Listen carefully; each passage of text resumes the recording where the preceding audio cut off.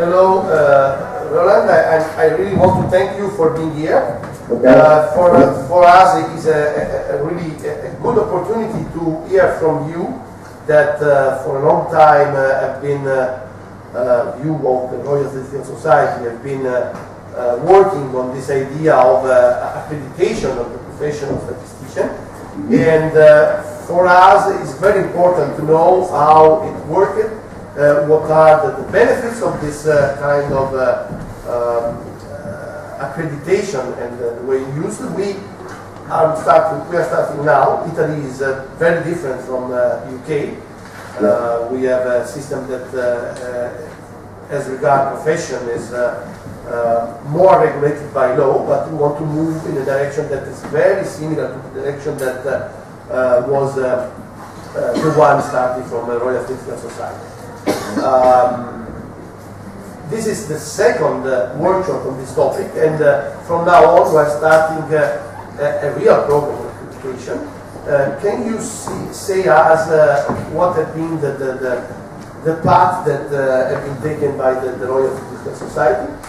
And also the slides. I don't know if you can see the slides while you talk. Yeah, that's fine. I'll just ask you to move on with the slides and I'll end with the slides. Well, I'll do this for you. Okay, great. Thank you very much. Right, okay, thank you. Well, first of all, thank you for giving me the opportunity to talk to you. As said, the RSS has been quite involved in this area for as part of 20 years now, 21 years actually. So what I wanted to do today was just to give you a little introduction in terms of the history and about the RSS in general, so you get a bit of background around yourselves. And then I'll talk quite a bit about the professional accreditation framework that we have in place. And at the end I will say something about continuing professional development, which is becoming more and more important in this area as well. So first of all, in terms of the RSS, so you're quite old actually. This year we celebrate our 180th anniversary. We have over 6,000 members, most of them in the UK, but about 1/3 of our membership is actually international from all over the world. And in 2013, so last year, we carried out a major strategic review for the organisation to really try to pin down what the organisation should be focusing on in the next 5 years. And that's the strategy review recommendations, which were accepted by our council. They came up with 4 key areas for the RSS to focus on. So the first one is discipline of statistics, so that's the academic discipline of statistics. The second one is the profession of statistician, which is what I will talk about today. And then there's 2 other areas which have become more and more important in the last few years in terms of the RSS work. The first one is around education and statistical literacy, to try to improve the knowledge and the skills of statistics across a whole range of the population. And then lastly, statistics for the public good. And that's something that we really have started promoting in the last few years. It really is about the RSS as an organisation making clear to policymakers, to politicians, to MPs, that actually statistics are very important in policy making and need to be used as evidence to inform policy making. So that's one of the reasons, for instance, why I'm in Manchester today, because in Manchester we've been having the Labour Party conference. Next week we're going to the Conservative Party conference to really engage with members of Parliament and ministers on the importance of statistics. But that's just a bit of background about the RSS. I'm ready today to hear most about the profession, so I will focus on that now. So I'm looking at the slides which is about professional accreditation. So basically one of the strategic goals of the RSS is around the profession of statistician. And basically it's an area that we have been managing for the last 20 years or so. There's a bit of history here in that 21 years ago, in the UK we actually had 2 statistical societies. One was the RSS, and there was another organisation called the Institute of Statisticians, which was actually at the time a professional body for statisticians. So in 1993, those two organizations decided to merge and to become one under the RSS. And so the RSS took over the work of the Institute of Statisticians, which really had all the expertise in professional accreditation and qualifications. So what the RSS is very much interested in is the professional accreditation. But for us, professional accreditation is almost like the endpoint of a long journey.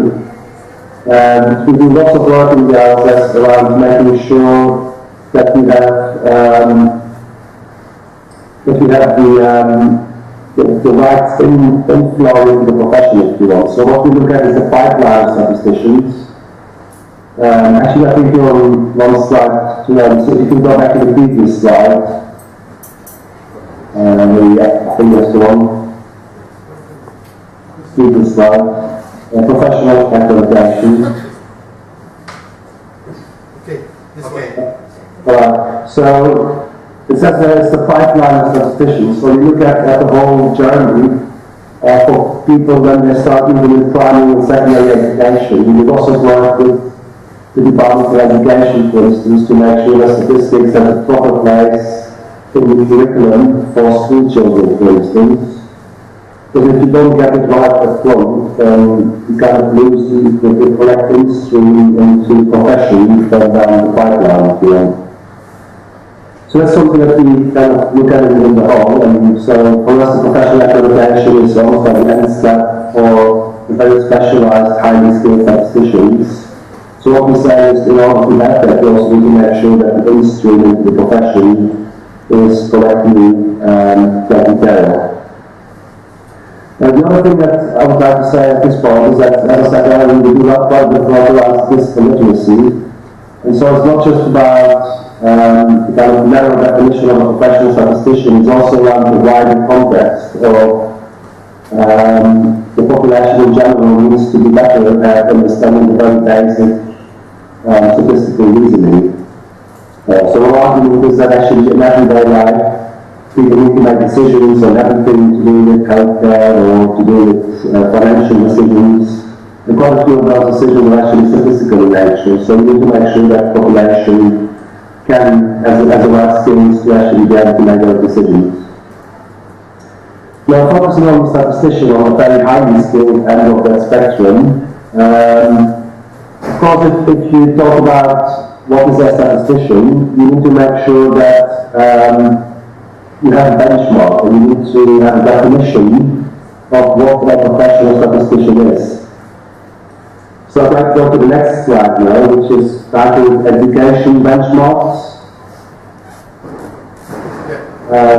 And so that's what we do within the RSS is to say you need to have the right qualifications and the right level of study in order to become a professional statistician. So that's a highly skilled statistician. And what we do is we actually have our own qualifications. So we actually run examinations every year where we ask people, and when people want to, they can actually come to us and sit examinations and statistics. And we structure those examinations at 3 levels. So the lowest level is the ordinary certificate, which has 2 modules, and that's more or less the level of advanced higher secondary education. So that's what people typically study when they're like 17, 18 in school. The next level up is the higher certificate, which has 8 modules in the syllabus. And the higher certificate is more or less equivalent to the level to first year of university degree. So it's the kind of basic academic coverage of statistics. And then the highest level, we have the graduate diploma, which has 5 modules. And the graduate diploma is quite important in the benchmarking for us. So that's the graduate diploma in terms of level is equivalent to university degree in statistics. So if candidates successfully sit those 5 modules of the examinations, they are being awarded the graduate diploma of the Royal Critical Society.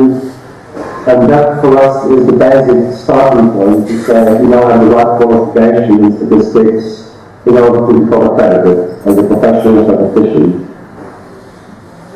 So the way in which it works is that, so if you go to the next slide, graduate diploma is looking at a bit more detail.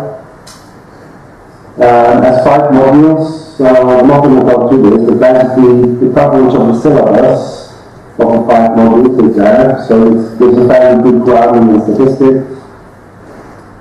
And that's, as I said, we start to provide the benchmark for the 2 professional qualifications that we have.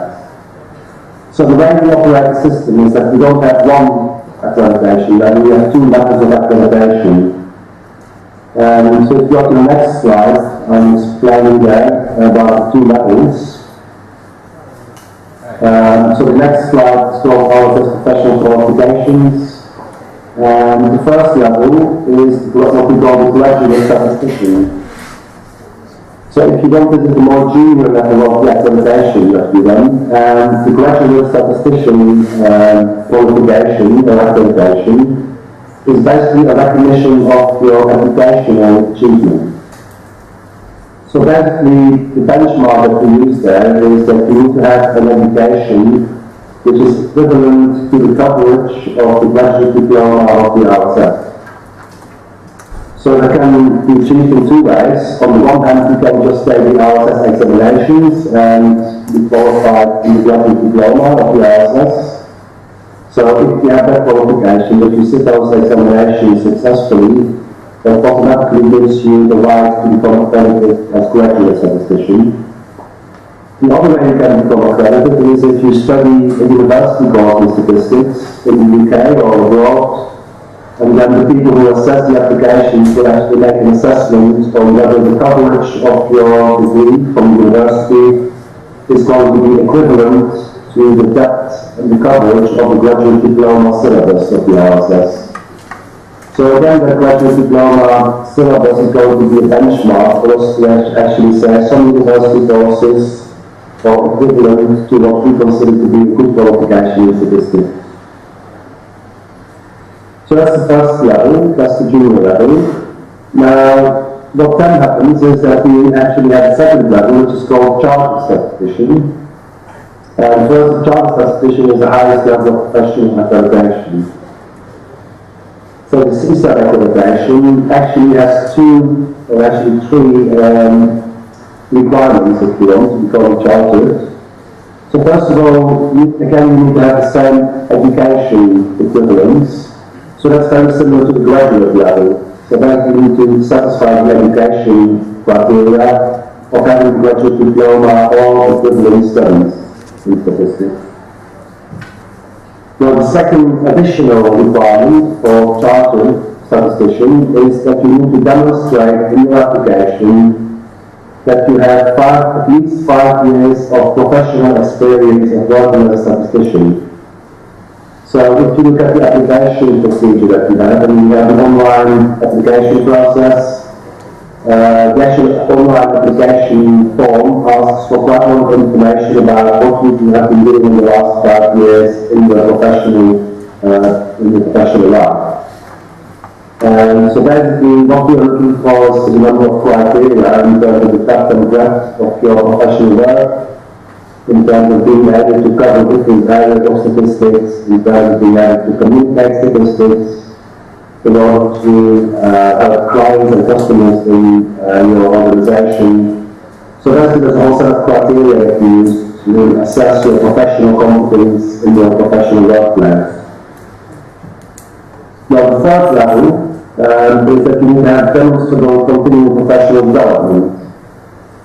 So that means that you don't not just need to have the education criteria or the 5 years professional experience. You also need to demonstrate that you are making efforts to continually improve yourself and that you actually keep up to date with new developments in statistics and in your field of your profession. And I will say quite a bit more about that later on because that is becoming quite important for us in the last few years in the RSS.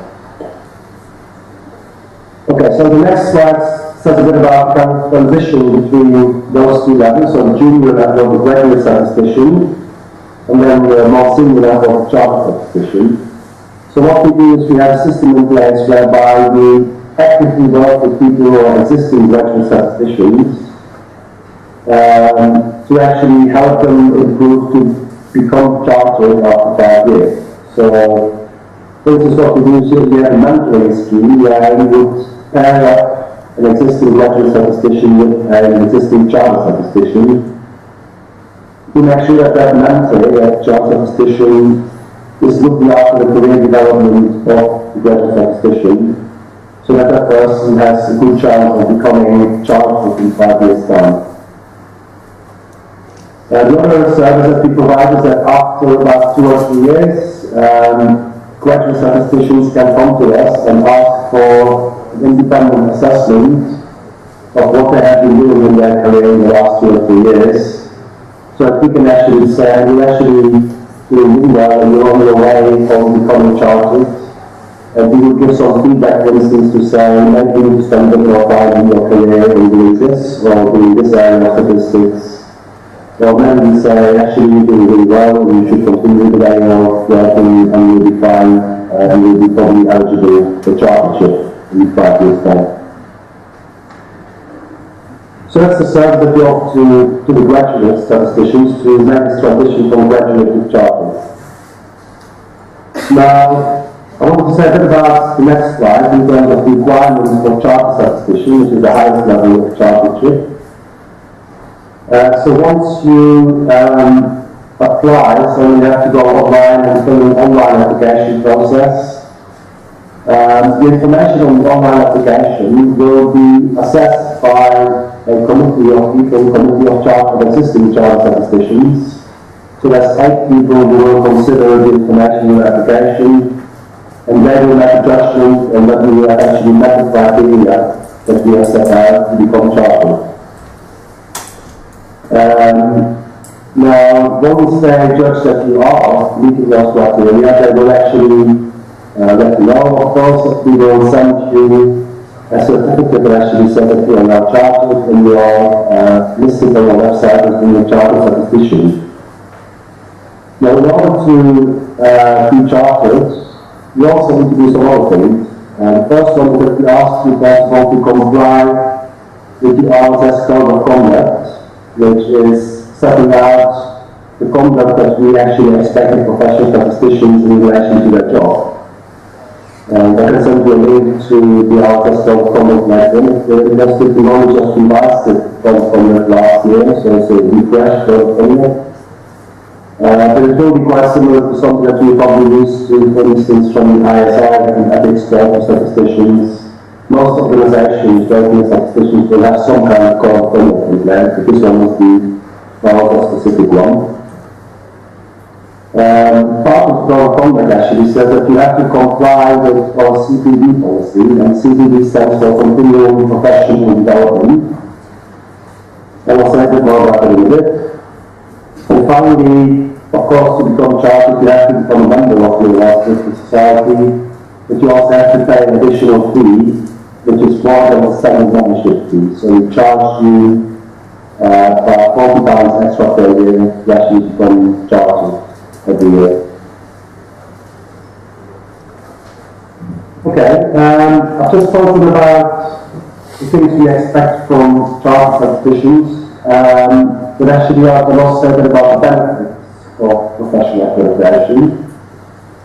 So clearly, the benefits for the profession is that there is a unitary coherent framework that actually sets out the expectations of what a statistician needs to know and how a statistician needs to operate in the workplace. And the very strong flavor of that is around skills, the ethics of the profession, and a commitment to continue to keep up to date with new developments in your profession. And clearly from the world outside, for people who work with statisticians or people who have to rely on the services of statisticians as consultants, once they know that the statistician is chartered, they automatically know that those people will have the right qualifications, will have the right ethical attitude, and will have the right professional experience to be able to deal with statistical work. So it's an assurance of high quality work that once you know the person is chartered, that person will deliver high quality work. So finally, I just want to say something about continuing professional development. It's something that we have become much more alert to in the last few years. And so basically, it's something that actually happens across all professions. If you look at doctors, if you look at solicitors, most of the established professions in our world will have some commitment to continuing learning and to make sure that we up to that new development. So the way we look at CPD is it's not just going to training courses. Lots of people think CPD is just going to training courses to learn new things.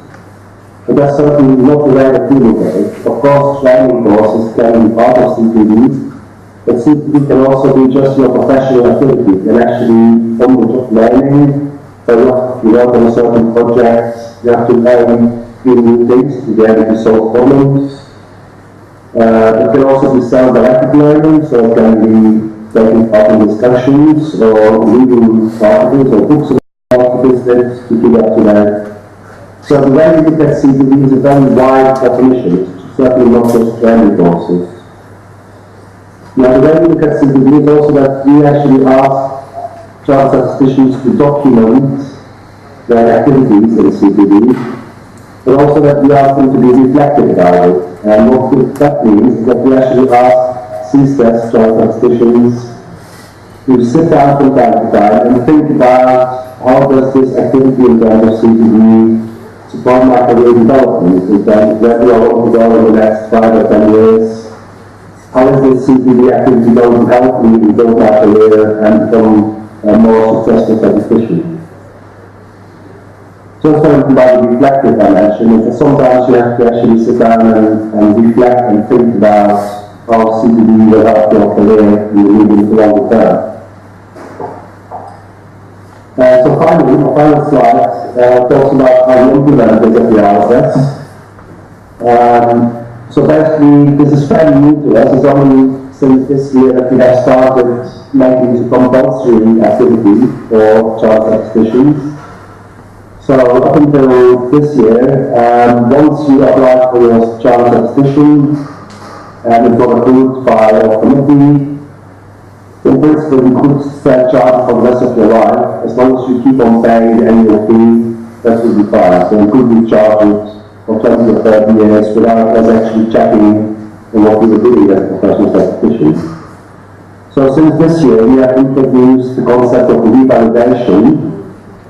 And what we currently have in the system is that we ask every chartered statistician to keep a record of their CPD activities. So if people read a book or go to a training course or have a work discussion, we actually ask them to make a note of that and keep records of that to see how much CPD they actually undertake in their daily professional life.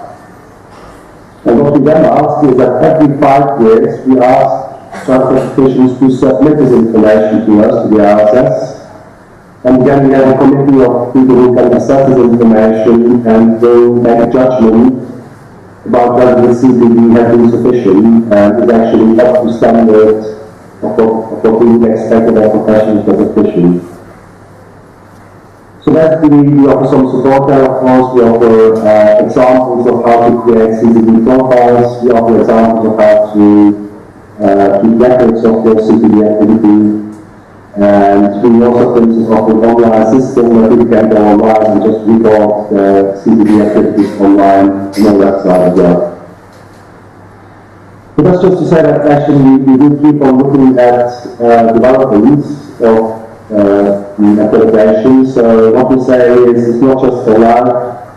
Once you become chartered, if you want to continue to be chartered, we do that and we demonstrate a certain level of continuing professional development. So that's what I wanted to say. That's the last slide. I'm aware that probably there's going to be lots of questions, so I'm happy to answer any questions that anyone may have. the policy for that. Thank you very much, Roland. This has been clear and been a good example for our work. I think there is some minutes left for questions, so I ask to the floor if there is any question. Anyway, I have a single question for you that is, we are now thinking about how organize the committee for examining the applications and to go through all this path you have shown us. How are you organized? Do you have many committees for this, and what is the line of work for any people? There are different committees depending on which kind of statistician has to be accredited. No, actually there's only one committee. So there's one committee called the Professional Affairs Committee, PAC.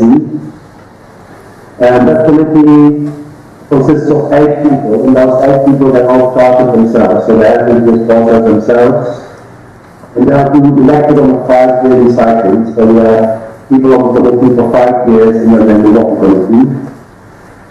Now those people will assess the applications, but mainly there's quite a big workload, and so we have a system in place by which one of my team members, a person who works for me in the office, will make a preliminary judgment, for instance, on the graduate statisticians. We keep a list of all the university courses which have been accredited and which are equivalent to graduate diploma. And so that person in the office, if someone would apply for graduate statistician with a qualification that has been accredited, then basically those people who committee don't need to look at it because we know it's the same level. So we try to reduce the workload for the committee by processes in place which make it easier for the office to actually facilitate the process. Now, for some of the more complicated applications, and especially this happens for chartered statisticians, I would probably say that the most complicated bit of the assessment is the professional experience. So sometimes we do end up having quite long discussions about individual applications at the committee. Very often it will be a committee view. Sometimes the AP groups come to a vote on it, but this doesn't happen very often. Very often there's quite a bit of understanding of what the benchmarks and the criteria are, so it doesn't happen very often that we have a major disagreement. The final thing I should say is that if applicants do not get accredited, so the committee decides that they don't meet the criteria, there is an appeals process as well. So people can then come back to us, applicants, and say, we don't agree with your decision, and so we can have an appeals committee or an appeals process, which are different people that would actually look at the application again, and they will either confirm or change the decision of the original Professional Affairs Committee.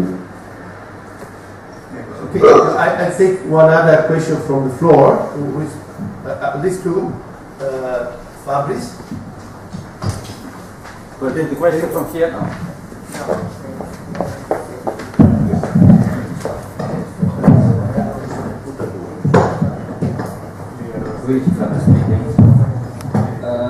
Two questions.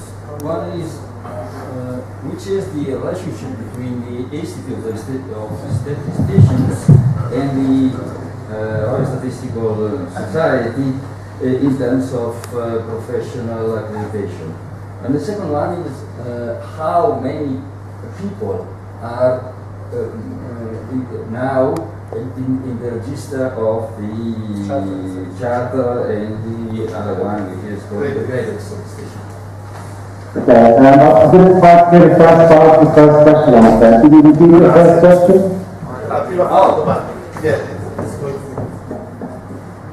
Which is the relationship between the Institute of Statisticians and the Royal Statistical Society in the management of the professional way of what you said before? Okay. That's a very simple answer. I mean, basically, 21 years ago, there was a decision to merge the two organizations. So the two organizations became one organization. And so the IRS no longer has access to the statisticians became part of the office. That's that first question. On the second question on the numbers, at the moment we are looking at around 1,500 or so chartered statisticians and about 600 graduate statisticians. Okay, thank you. Maurizio, is there a question? This is Maurizio Vicky. Hi Maurizio. Hi. You have two different qualifications, no? We have seen that you have two different qualifications, while the other societies, statistical society, generally has one single type of qualification. Mm-hmm. Can you explain to us which is the benefit? You really think it is useful to have two qualifications? Which is, I understand the difference, but I will have your opinion on this. Okay. They are different, but actually they're not that different, because the only difference is that for chartered, for the second qualification, you just need to demonstrate professional experience. So in a way what we are saying is that the graduate statistician, the lower level, is a more junior version of the chartered statistician. And the only thing that those people do not have is 5 years of professional experience. So in terms of their qualification and their education, they are exactly the same as the chartered statisticians. So the benefit of actually working with this group of graduate statisticians is that we can very actively work with those people to really make them think about their career. And quite often, those people will be very young career statisticians who have just left university. And so what we are doing is we say we can give you the opportunity to become part of our community of graduate statisticians. We can provide you with networking opportunities, we can provide you with extra support. Start thinking about your career development. And that thinking about career development will then hopefully lead to them becoming eligible for chartered statistician. And it's actually quite interesting to know that when the American Statistical Association, when they started introducing their accreditation scheme, as we say, originally they just started with PSET, which is equivalent to chartered statistician at the ISS. But my understanding is that in the last year or so they have been thinking about introducing this more junior level as well. Because again, they recognize that there are certain benefits in working with young career statisticians to help them develop their careers into more professional statisticians. Been really a pleasure for us to have you here illustrating all these things. I really thank you, and I hope we can count on your help in for our work. So let's keep in touch. We will probably disturbing you again in the future. We will be very happy to have other suggestions for our work. We probably will send our scheme to have another suggestion, and now is going to work in our country. And I will also be at the conference that Maurizio is organizing in Rome in November. So yeah, I know. We can have a conversation there as well. Okay, that would be a good point to discuss. Thank you very much again. Bye-bye. Bye-bye.